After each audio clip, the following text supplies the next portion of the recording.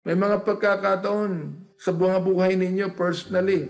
Nalulungkot kayo, na-frustrate kayo, nadidepress kayo, hindi nyo lamang gagawin ninyo. Itinatago nyo lang yan. My heart goes out to especially young people who are busy studying, are busy working, yet they are bombarded every day by emotional problems, bombarded every day by physical problems, bombarded every day by any kind of problems, worldly problems, and they get frustrated. So you're going to find more young people committing suicide, more young people killing themselves because they're discouraged, they're depressed, they are experiencing depressive sorrows. Kaya nga pinapaalala ko yung sarili ko at pinapaalala ko rin sa inyo. When you are experiencing all of those loneliness and sorrows and sadness, everything like this, don't you ever forget that greater is He that is in you than he that is in the world. The more you ought to get close to Jesus Christ, nasa buhay mo.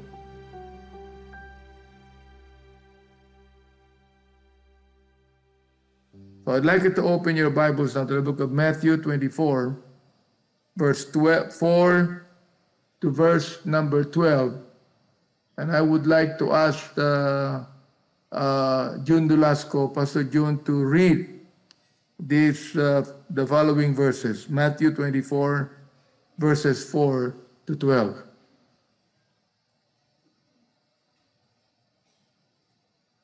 The book of Matthew, chapter 24, beginning in verse 4. And Jesus answered and said unto them, Take heed that no man deceive you. For many shall come in my name, saying, I am Christ, and shall deceive many. And you shall hear of wars and rumors of wars. See that you have not troubled, for all these things must come to pass, but the end is not yet.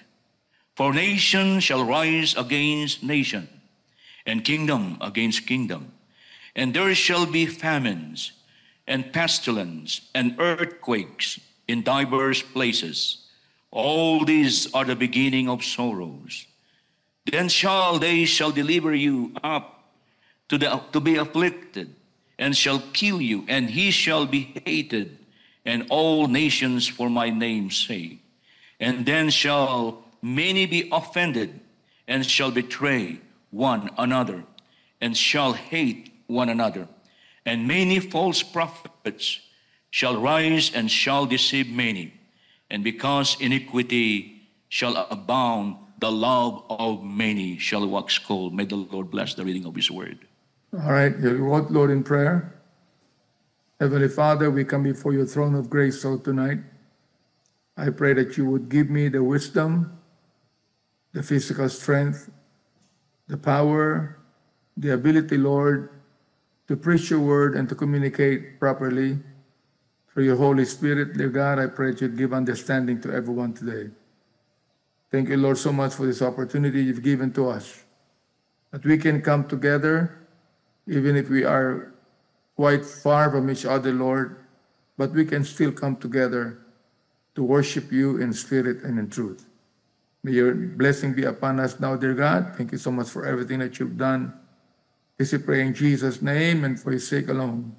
Amen and amen. You may be seated, please.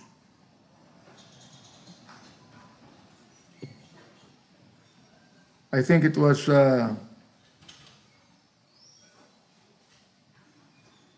Friday, or I don't know, it was Thursday or last Sunday that I started preaching about the end time.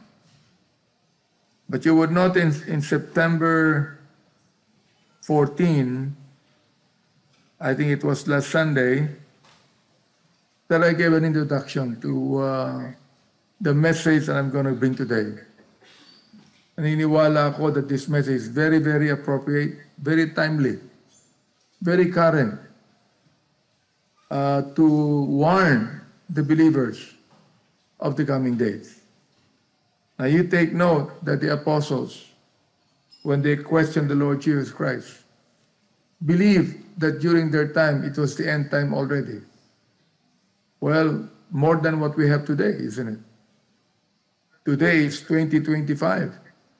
If the Apostle Paul and the apostles believed that during their time it was the end time, more so, we must believe that today, that we are now living in the end time, and we are able to see that. Here in the verses we have read, this spoke of the signs, mga tanda, the signs of the second coming of the Lord Jesus Christ. And so today, I would like to get these verses and preach to you on the message I entitled, Declining Times for the Believers. Declining times for the believers. For just today, our country experienced a lot of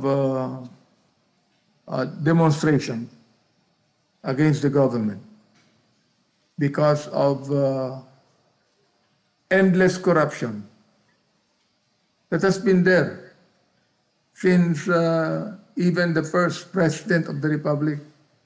You know, it didn't only happen during Marcos' time or Duterte's time or even Noynoy's time. No.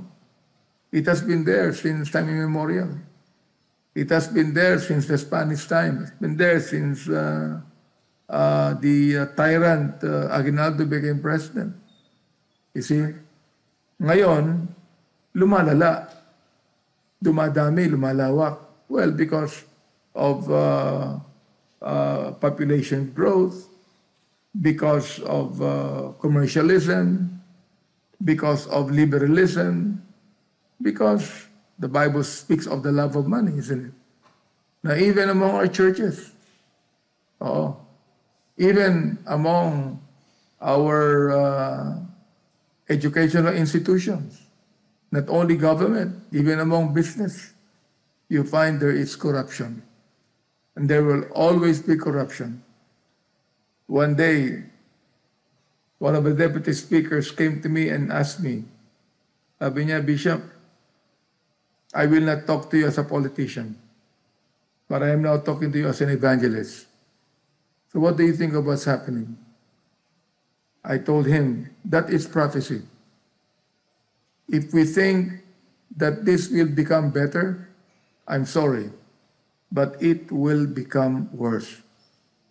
These things will become worse. And because of this, we as believers of the Lord should be warned and should be forewarned. Na kailangan natin, alam natin ang kakatayuan natin. We know where we stand. We know what we believe. We know our relationship with God. We know where our faithfulness begins and ends. We know that we are serving God today. You see that? I mean, this is a time of warning each one, a time of searching our hearts, a time of realizing that the world, according to the Word of God, will not get any better anymore. If you think that it will be, no, it will not. Now, it might get better as far as technology is concerned. It might get better as far as modern equipments are concerned. See? Because of the intelligence of people. Because there are some people who are very, very intelligent. Yet we find that modern warfare will be invented. We are now living in what we call as stealth fighters. We're now living in nanotechnology. We now have electric cars. And later we're going to have hydrogen cars, being fueled only by air. Later on, we're going to have cars that will be flying overhead because we cannot anymore solve the traffic problem. See, modern time will give us modern technology. But modern times will not give us anything that would make people more moral. I'd like you to realize that today. All right? Now, the word declining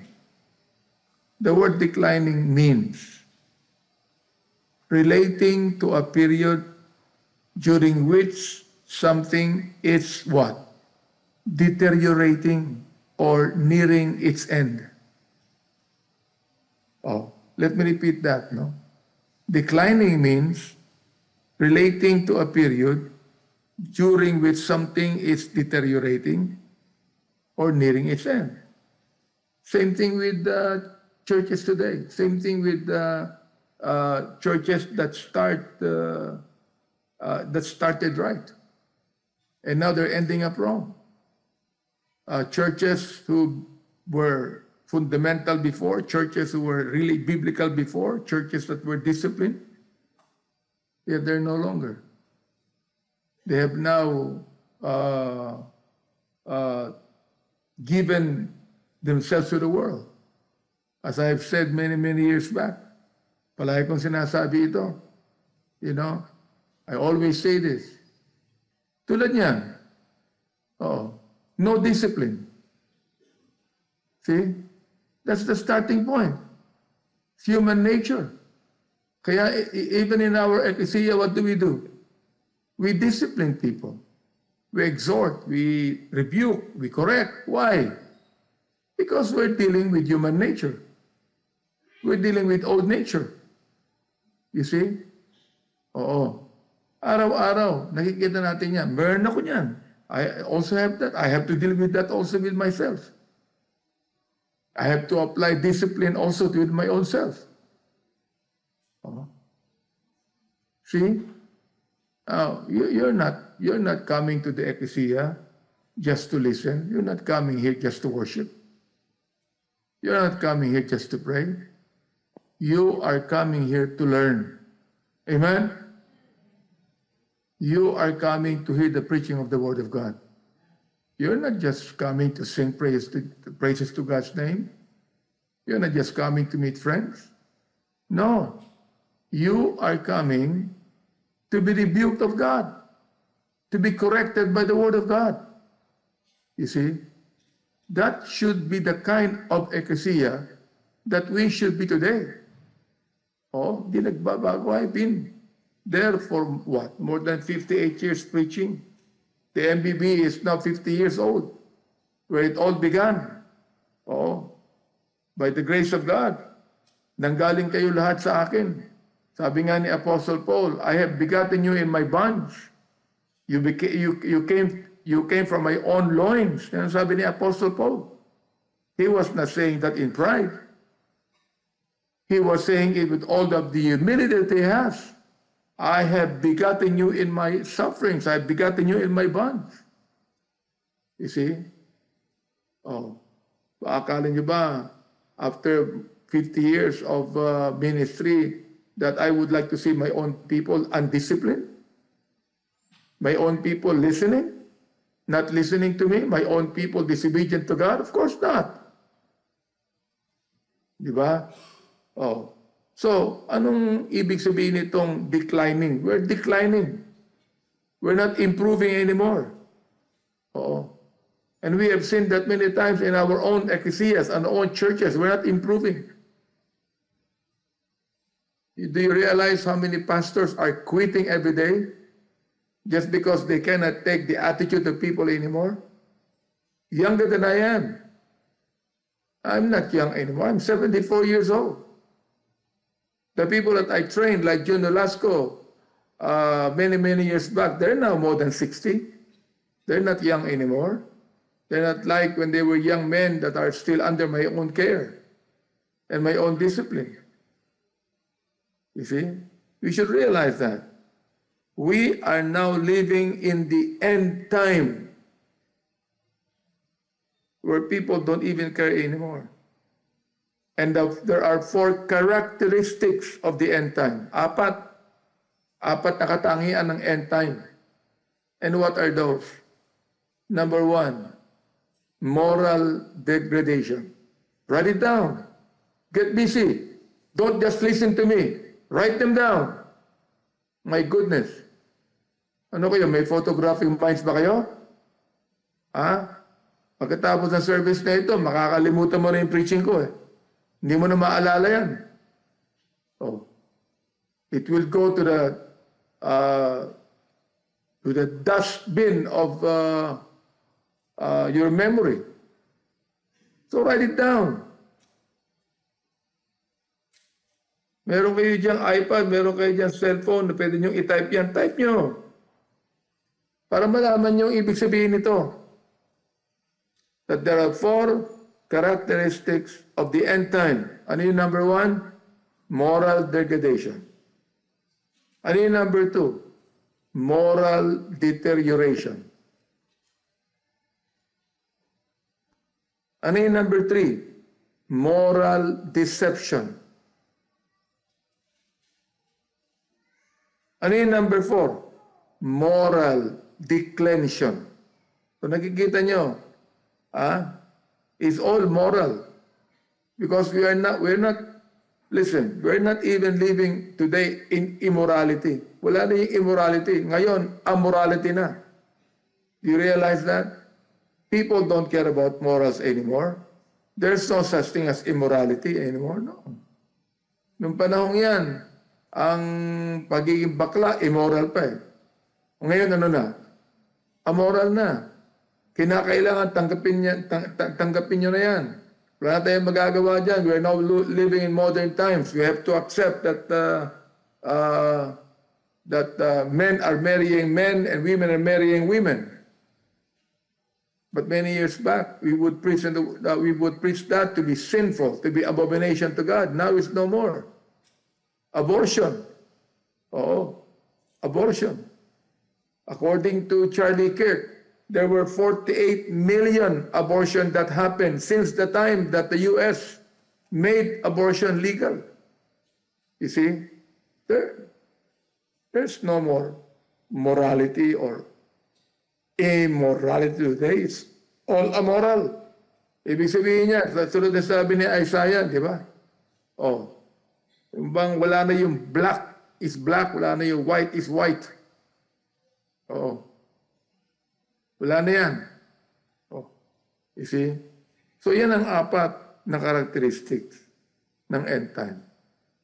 Moral degradation, moral deterioration, moral deception, and moral declension. I do not even need to explain that to you anymore because you understand that.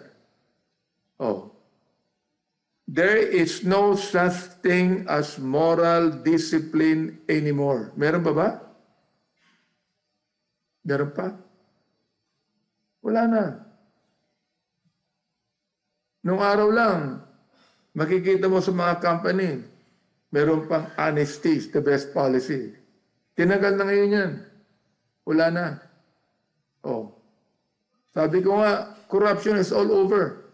You do not only blame the legislative, the executive, you blame everybody. Mula doon sa pinakamababang tao sa Pilipinas, kahit sa mundo, there's corruption. Why? Because the Bible says, the love of money is the root of all evil. See, that's the problem that we have today. I'd like to get the verses that we have just read today and give you 7 things, 7 bagay. Ba't ako naniniwala that we are living now in the declining times? For us believers, tayong mga mananampalataya. Huwag nyo nang isipin yung mga hindi mananampalataya. Huwag nyo nang isipin yung mga unsaved. Oh. Wala yun eh. Di ba? Wala ka nang mahihita sa mga unsaved ngayon eh. Sapagkat sa mga unsaved ngayon, everything is accepted as normal. Tayo meron pa eh. Oh, bakit? Nasa atin ng Panginoong Jesucristo, naniniwala tayo sa Bible eh. Eh pag nawala na sa iyo yan, hindi ka na pwedeng bilangin pa bilang saved person. Kung talagang saved ka, Bible believer ka, nandun pa rin dapat ang biblical discipline sa iyo.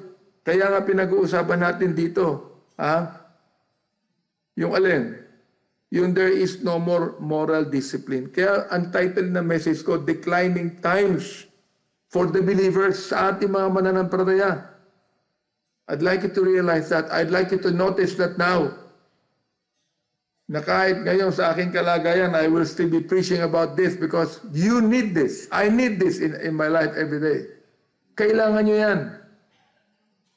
At kung ayaw nyo makinig dito sa sinasabi ko, at member ka ng MBBE, tumayo ka, kayong mga preachers, kunin yung mga pangalan yan, para i-expel ko yung mga yan. You do not believe in what we're saying now, then you have no right to become a member of the MBBE. And I would like our preachers there to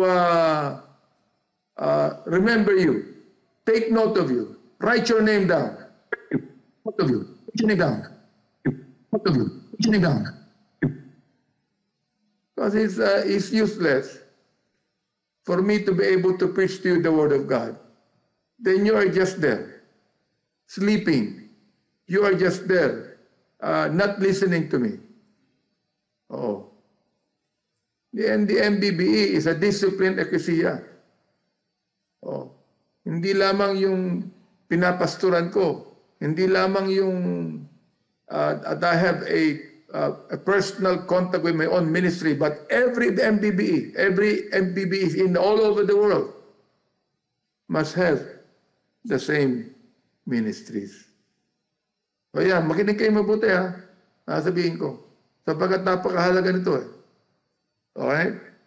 Now, what are those 7 things that I told you about? That I define as declining times for the believers. Declining times para sa atin. Number 1, we have deceptive theology. Deceptive theology. Or we call it deceptive religion. And what is the meaning of that? It is deceiving people by using the name of Christ. Can you imagine that? Deceiving people by using the name of Christ. Nakalagay dito sa verse number 4. And Jesus answered and said unto them, Take heed that no man deceive you. For many shall come in my name, saying, I am Christ, and shall what? And shall deceive many. Hindi nyo na kinakailangan lumayo. Sa atin lang meron yan Hindi nyo na kinakailangan pang banggitin yung mga relihiyon na hindi naniniwala kay Kristo. Sa atin lang kapaligiran. Pag sinabi mo that you are naming the name of Christ, pag sinabi mo that Christ is in your life, then you must be obedient to the words of Christ, hindi ba? Then your attitude must be the attitude of Christ. Then your character must be the character of Christ. Na hindi pwede na sabihin mo, I know Christ, I have Christ in my own heart, but the character of Christ is not in you. Love of Christ, joy of Christ, peace of Christ. Nakalagay dun sa fruit of the Spirit. Sa Galatians chapter 5, verses 22 and 23. Lahat yan, galing sa Panginoon yan. The fruit of the Spirit. We call it the fruit of Christ-like graces. Meron ba tayong sariling pag-ibig? Wala. Do we have our own personal joy? No. Long-suffering, gentleness, goodness, faith, meekness, temperance, we don't have that. All of those are characters of Jesus Christ, and we must have it. We must live with the character of Christ in our lives.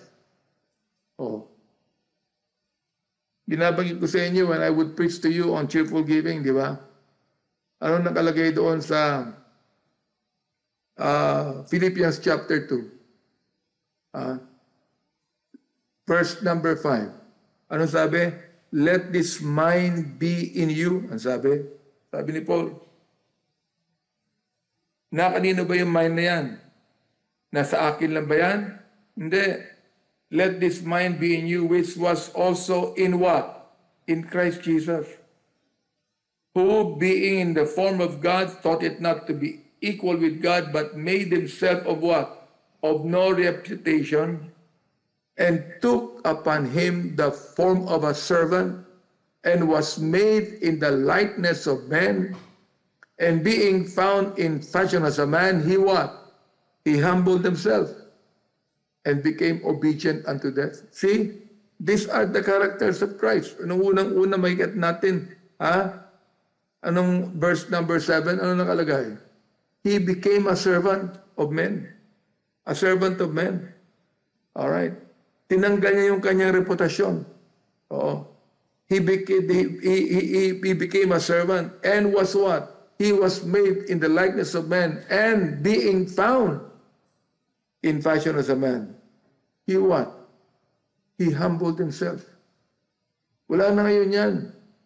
Oo. Very proud na ang tao ngayon. Dahil sa kanyang nagagawa, sa kanyang pag-aaral, sa kanyang natapos sa buhay, sa kanyang kapangyarihan. Very proud na. Nakatapos wala ng kurso. Akala mo kung sino ka na, di ba? Oh. That's the kind of people that we have now. Oh. Proud of their own selves. They have forgotten that it was God that created them. It was God that gave them life. See that? Deceptive theology. When we speak of deceptive theology, it means to cause to believe what is false. Yan, ibig sabihin yan. To cause to believe what is false. Ang dami na ngayon yan. I do not even need to enumerate many of those to you. Alam niyo na yan eh. In fact, mayayaman pa sila. Ano ang kwenta natin sa kanila when it comes to wealth and riches? No. They have their own television programs. We don't have any. Oh. They have their own ways of propagating themselves. You see that? To be able to teach people the wrong ways. Oh. Nakakalungkot, di ba? It's sad to know that we are now living in... Do you know that there are now about 5,000 religions, and many of them, maybe 60 to 80% of them are called Christians? Just imagine. Tinatawag na Kristiyano yung mga yan. But do they really believe in Christ? No. Or do they know Christ? No. Do they know the Word of God? No. Nakakalungkot eh, di ba? Nakakalungkot yan. And not only that, or number 2, despairing rumors of wars. Despairing rumors of wars. I call this political unrest. Today, we have political unrest in the streets of many major cities in the Philippines against corruption. Okay lang yun eh. Di ba? I mean, I am supporting, honest people. I am supporting clean people. I am supporting innocent people who are actually against corruption.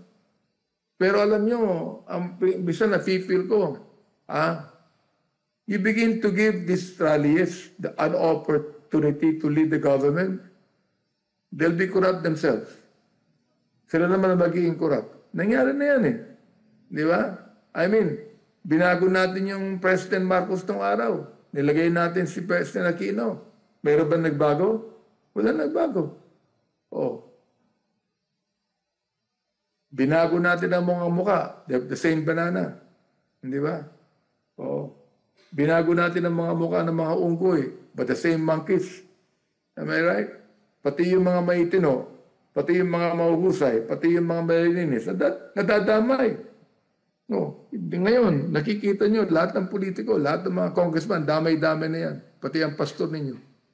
Nadadamay na sa korupsyon na ginagawa ng iba. See that? Political unrest.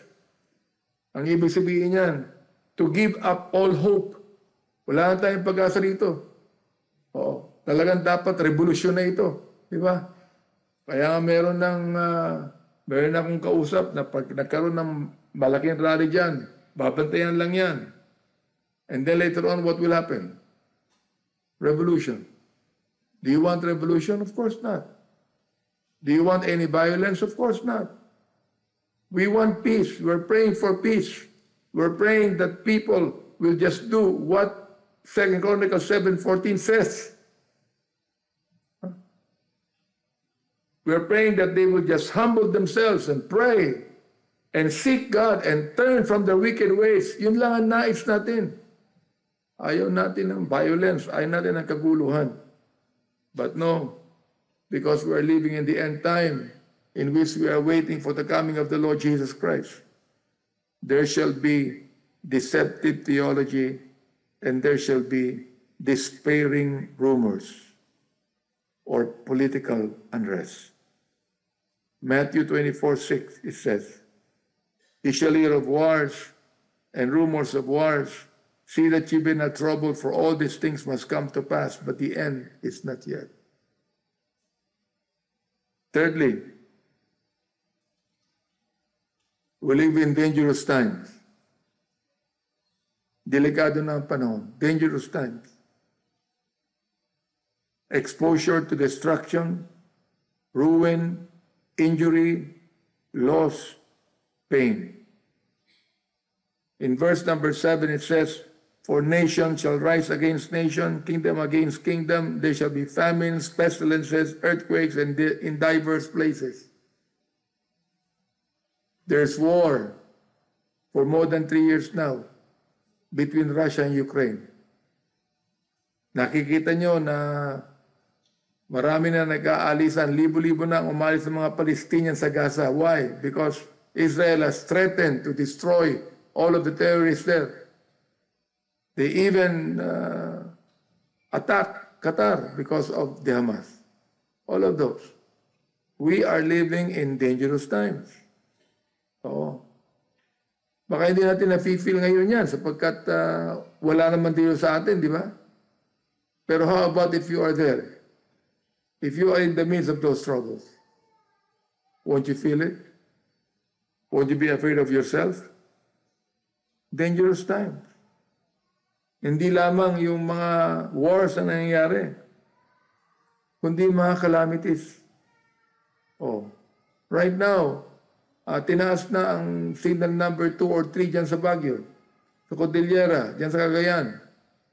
Ang sabi nila, yan ay napakalaking bagyo. Later on, will even go to signal number 5. You see? Very strong typhoon. Super typhoon ang tawag. How about earthquake in Afghanistan? How about earthquake in many, many places now? How about volcanic eruption? How about hunger and calamities and poverty and all of those things? Do you think the world is getting any better? And even if you look at the papers and there are a lot of people becoming rich, a lot of people becoming billionaires, but how many percent of our people all over the world are suffering? Poor. Kahit sa Amerika, the number 1 most powerful nation in the world, the richest country in the world, there is poverty. Oh, yan, si John Nolasco lives in Riverside, malapit sa LA. Nakita niyo lang ang ginawa ng mga taga-LA nung pumasok ang National Guard. Di ba? Oh. They begin to be violent. Oo. Pero bang kapayapaan? Wala. Huwag niyo nga sabihin sa akin, porke mayaman ang bansa, porke maraming pera, makakaroon ng kapayapaan. No? Diba? It'll be violent. When I went to Washington, D.C., I think about 2 years ago, because I had a high-level meeting there with the officials of the U.S. and other countries. What did I find in Washington, D.C.? The very center of politics in the States. Huh? Sabi ko sa anak ko, ba't ako nahihilo? Yung pala, naamoy ko, marijuana. Doon pala sa Washington DC, legal na ang marijuana. Oh. Makakakita ka ng napakaraming mga homeless natutulog doon sa sidewalk. You see that? It used to be many, many years back when groceries and malls are still open at 9 in the evening or 10 in the evening. Today, it's closed at 7. Wala na. Today, binapadlock na po nila lahat yan. Oo. There's even a law in the States today, that if you rob a mall or a grocery store and you only got $1,000 worth of goods, hindi na pwedeng idemanda. Bigay mo na lang yan sapagkat naghirap ang mga tao. Now, can you imagine the most, in the richest country in the world, there's poverty? How much more in the Philippines, in India, in Africa? Oh. And China, pinapakita sa atin ang showcase nila, Shanghai, Beijing, Hong Kong, mayaman yan, tataas ng mga building. But you go to the very rural area of China, nakapunta na ako ron. Why? Because we have our own fundamental Baptist churches there. You do not find them in the cities like Shanghai or Beijing. You find them in the outskirts. You find them among the people, the poor people there. Kinakailang naglakad kami ni Pastor Jenny for many kilometers just to be able to find a pastor who has been in jail for many, many years and he was released. All right. We went to those small houses, poor people, na hindi ipinapakita ng Chinese government.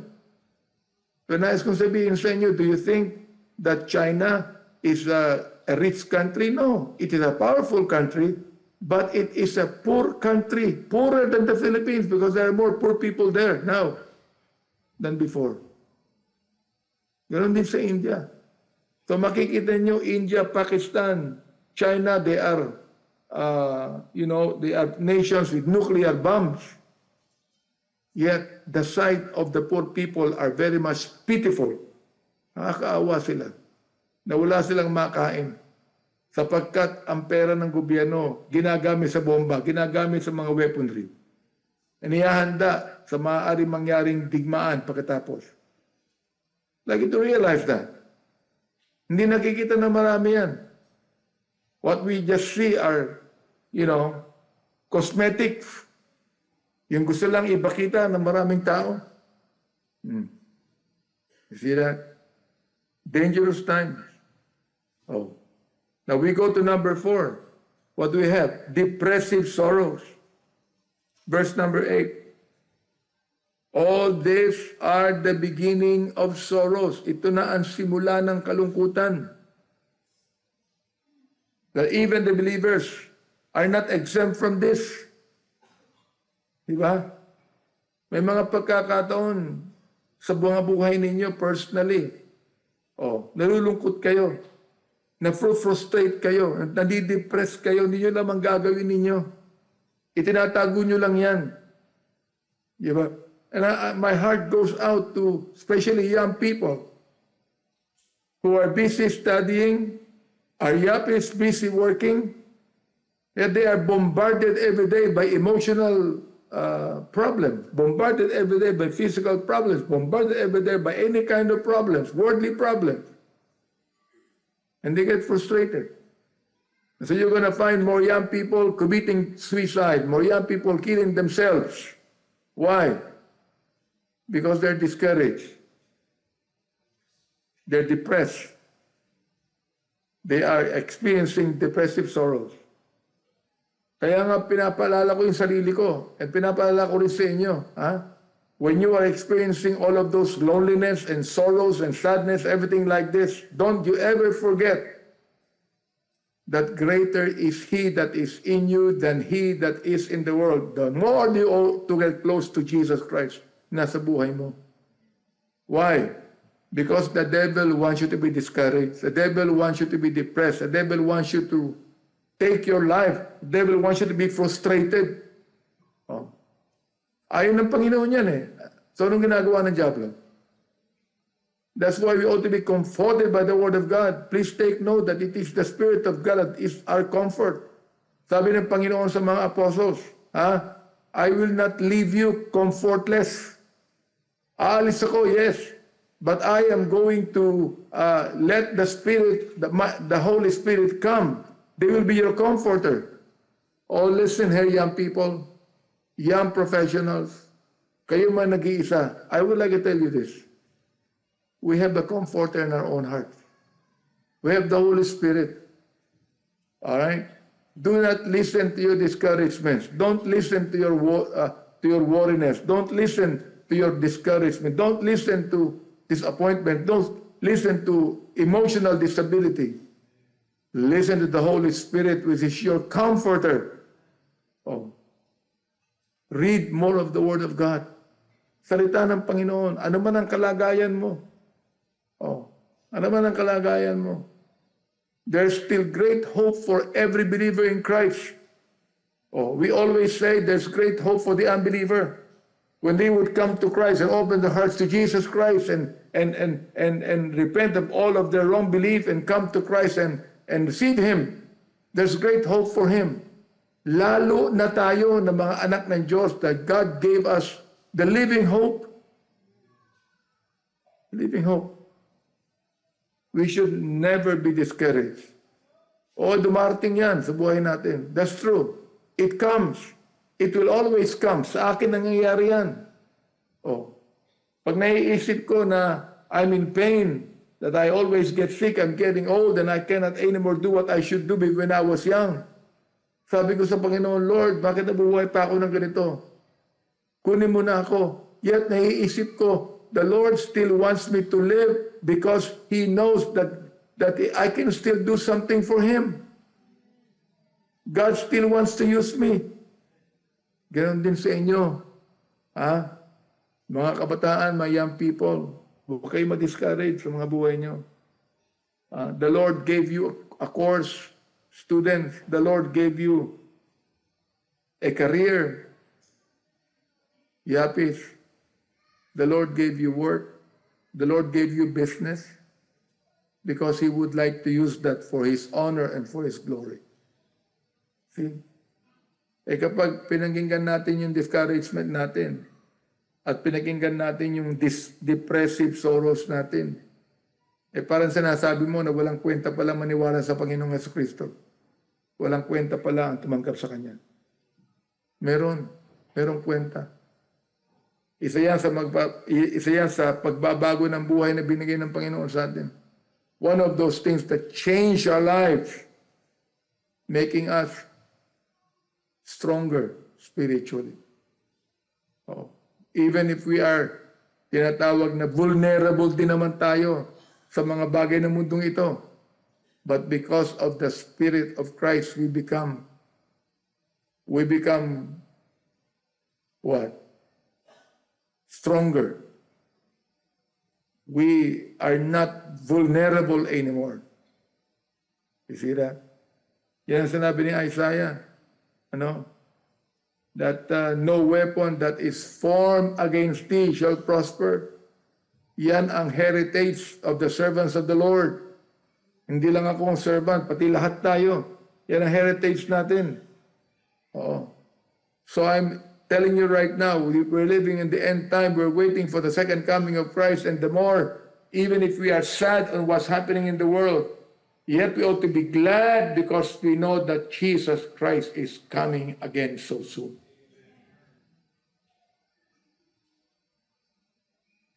Fifthly, we have dehumanizing persecution. Dehumanizing persecution. Or to despise the character of humanity. What happened to Charlie Kirk should be a wake-up call to all of us. Because it's not only happening in America, it's happening all over the world. All right. You think that what is happening to us now is worse? No, it's not worse yet. Let me warn you. Let me tell you. It will become worse. Why? Because in Matthew 24 verse 9 it says, "Then shall they deliver you up to be afflicted, and shall kill you, and ye shall be hated of all nations for my name's sake." So just imagine, we would like to have a great anniversary, and the Lord, I believe, will give us a great anniversary. Do you believe that? Do you believe that? Oh. Yet, meron kapalit yan. Meron kakambal yan. Anong kakambal niyan? Trials. Ang kakambal ng victory, defeat. Ang kakambal ng victory, trials. And I have to experience that myself. Ako una. Oo. Before we see the Lord giving us the victory. But we can still rejoice. Why? Because even all of those trials and afflictions that God would allow to happen to our lives, we can still rejoice because the Bible says we are more than what? Conquerors through Him that loved us. Conquerors pa rin tayo. Kahit sa kalagayan ko, conqueror pa rin ako. Kahit kailan hindi ko, I will tell the devil, "Devil, you are a defeated foe." When Jesus Christ died on the cross of Calvary, you have been defeated. Oh. Defeated ka na. Oh. See that? The blood of Jesus Christ that was shed on Calvary's cross put the end of you.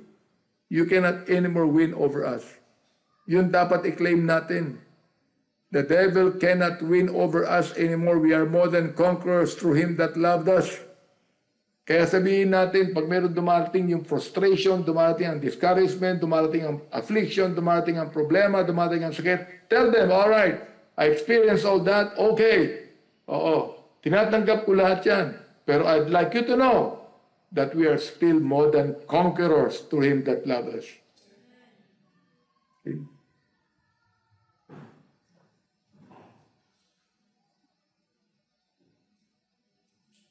Dehumanizing persecution.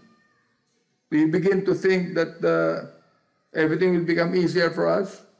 No. Inihanda na ni Charlie Kirk ang sarili niya dyan. Alam niya may mangyayari sa kanya eh. Oh.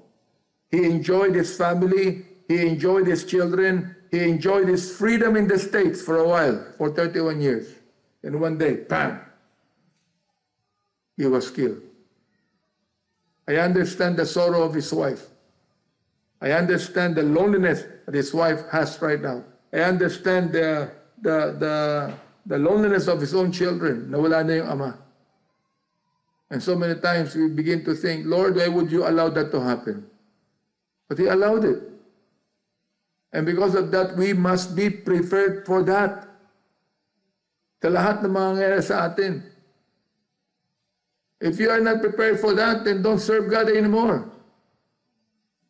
If you are not really a believer of the Lord Jesus Christ, I ask of you to get out and be in the world and do what the world does. But if you are truly a believer of the Lord Jesus Christ, then stand up for the truth. Even if it's hard, even if we're going to have dehumanizing persecutions, even if we're living in dangerous times, in depressive sorrows, in despairing rumors, in deceptive theology, let us, by the grace of God and the power of the Spirit of God, still stand on the truth of God.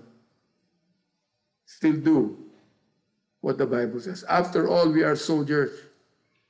I'm so glad that Arnel Almiñe did a work on the Netinims. And I would like to encourage the rest of you MBBENs that are not that are organized and you have your own churches. Employ the Netinims also. You can ask Arnel, you can ask Rhoda to give you the objectives of the Nethinims. Why? Because the Nethinims in the Old Testament were soldiers of the temple. They were servants of the high priest. And the Bible says we are soldiers. Alam niyo ba yan? Alam niyo ba kung bakit sinasabing tayong lahat sundalo? Because we're in the war. We're fighting a war. And our enemy cannot be seen. Our enemy are principalities and powers and rulers of this wicked world. Sundalo tayo. Huwag niyo kailimutan yan. We're soldiers. So, ang tanong, anong klaseng sundalo ka? Sundalong kanin ka lang ba? Sundalong weakling ka? Sundalong mahina ka? See that you did not volunteer to be a soldier. When you came to know Christ, the Lord has appointed you to be a soldier. You can read that in the book of 2 Timothy chapter 2. We are soldiers. Kaya nga binigyan tayo ng armor sa Ephesians, di ba? Kompleto yung armor from the helmet of salvation to the sword of the Spirit and prayer. Why? Because we are living in times in which we are at war. Sino mga kalaban natin? Tatlo yan. The world, the devil, and ourselves. Yun ang pinakamatinding kalaban natin, yung sarili natin, di ba?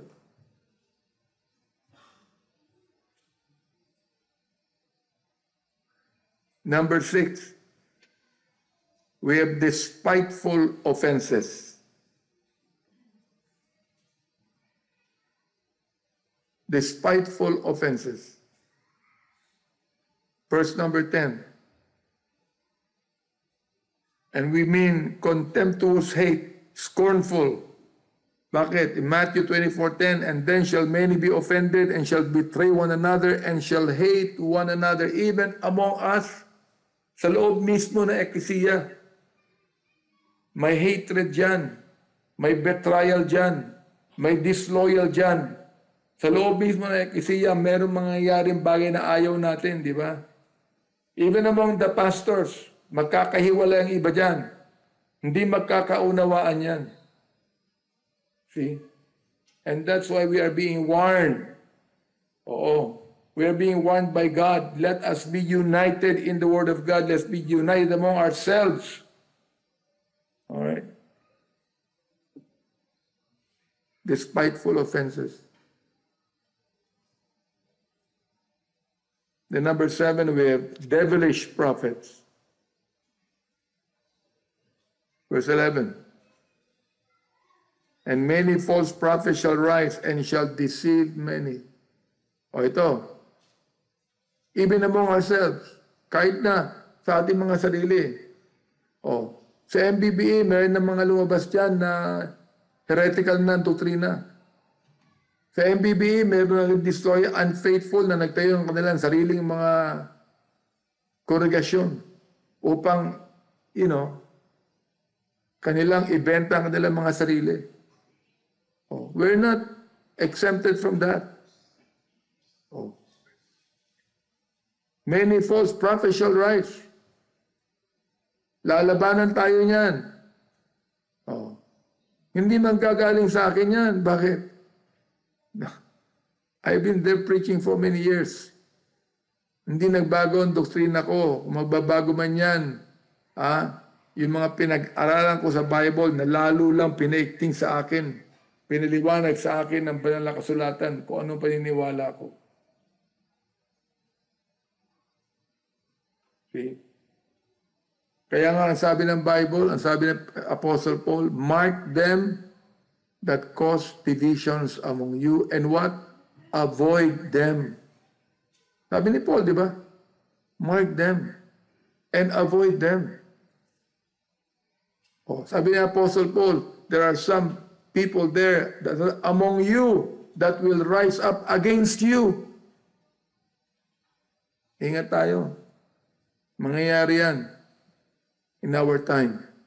Mangyayari yan in the end time. Despiteful offenses, devilish prophets. Ang kanilang iniisip, yung kanilang sarili, yung kanilang pride, yung kanilang sariling paniniwala. Then lastly, we have depreciating love. Depreciating love. Ano nakalagay yun sa Matthew 24 verse 12? And because iniquity shall abound, the love of many shall wax cold. Magiging grabe ang kasalanan, kaya ang pag-ibig ng marami ay manlalamig. Ayan. O unang-una yung pag-ibig natin sa Panginoon. Yung pag-ibig natin sa ating kapwa. Sabi ng Bible, we ought to love God with all our hearts, all our minds, all our souls. Di ba? All. Sabi ng Bible, let brotherly love continue. We cannot get away from the love of Jesus Christ. At makikita ninyo, in the last days, the love of many shall grow cold. Nakakalungkot, di ba? That will be happening.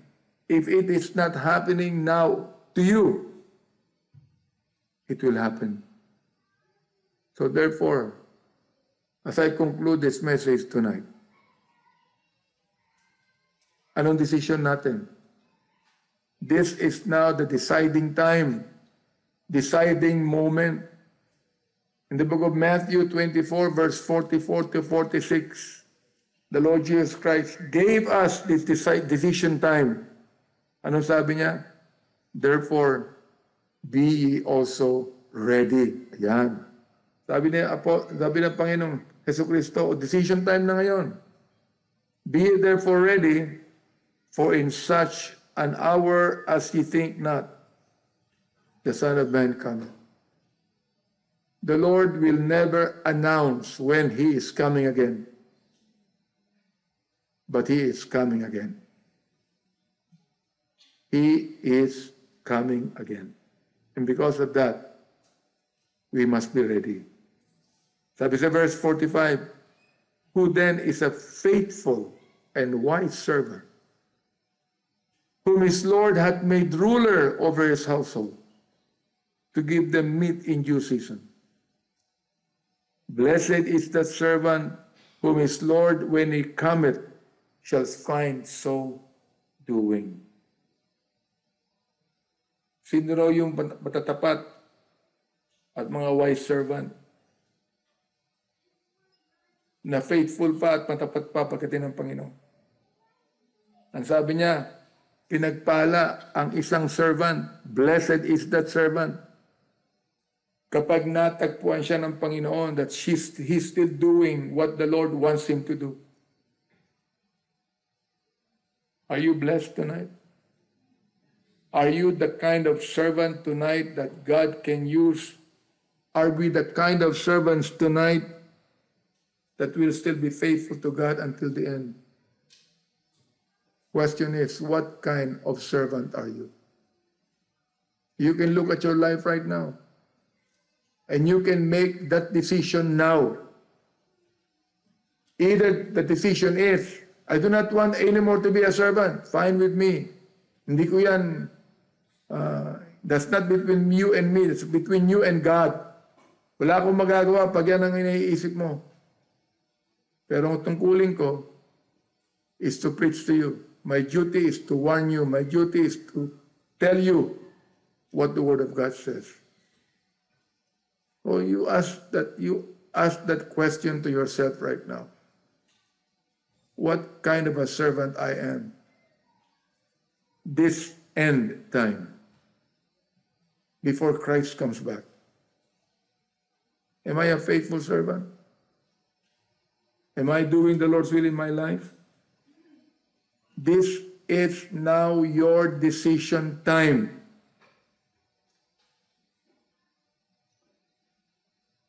And make that decision today. Let's all stand.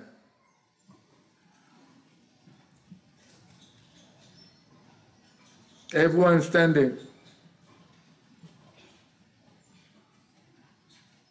Di ko alam kung nakinig kayo o narinig nyo lamang.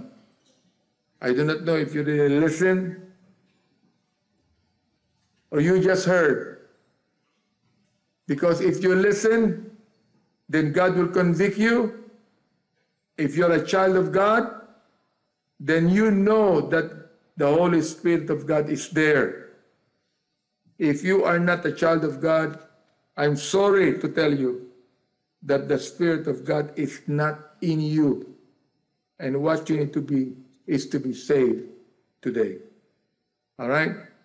Every head be bowed and every eye be closed. You search your own heart. It's between you and God. I have preached the word of God to you. Now, it's your turn